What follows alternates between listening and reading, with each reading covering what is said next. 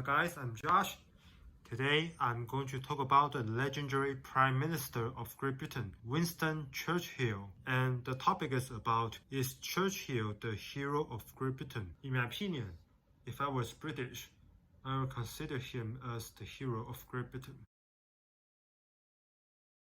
Because Churchill was a visionary prime minister and he never stops learning and reading. He loved to read various kinds of books.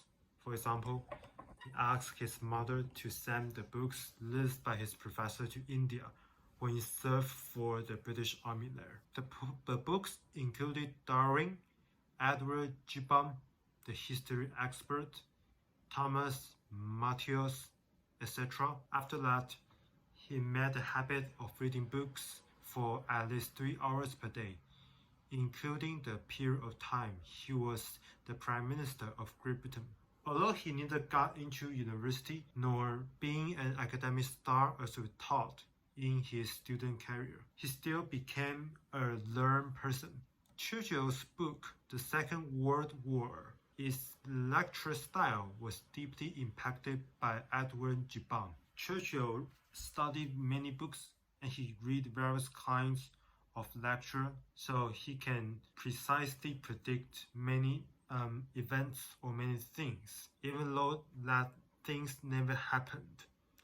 For example, he has already reminded ex-Prime Minister Chamberlain to rule the colonies with the kind ways because it can lower the military expense of the colonies that always been used to suppress the rebellion of Britain's colonies. Then the extra budget could be used to improve the living condition and the social welfare of British people in England. However, Chamberlain refused to listen to his advice, so therefore after the World War II, Great Britain was no longer the empire on which the sun never sets.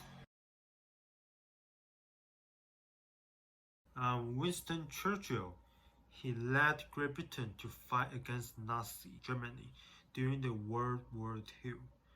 After the World War II, USA replaced the Great Britain to become the most dominant power in the world. However, Churchill should and need to lead Great Britain to contend against Nazi Germany because the ex-Prime Minister Neville Chamberlain has betrayed many allies like Czechoslovakia and France. So Britain has damaged its integrity that forced the next Prime Minister, Churchill, he had to contend against Nazi without any choice. And moreover, Britain wanted to maintain the offshore balance of Europe continental. So the offshore balance, which is so-called power balance, is the strategy that England wanted to ensure the existing Europe order. And England didn't want any new power to attempt changing the current condition of Europe. If we take a look at the history, we can see that Britain contained Napoleon region in the 19th century due to the power balance in Europe. And it fought against Germany in the World War I because of the offshore balance. That Germany wanted to develop the Navy force, which was a devastating news for the Britain's Navy force, because it will affect the national interests of Great Britain.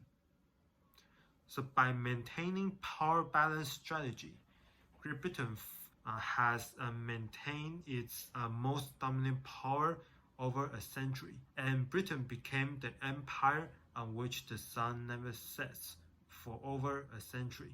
So therefore, since fighting against Nazi was unavoidable, Churchill delivered a famous speech, "We shall never surrender," to successfully unite the whole Britain.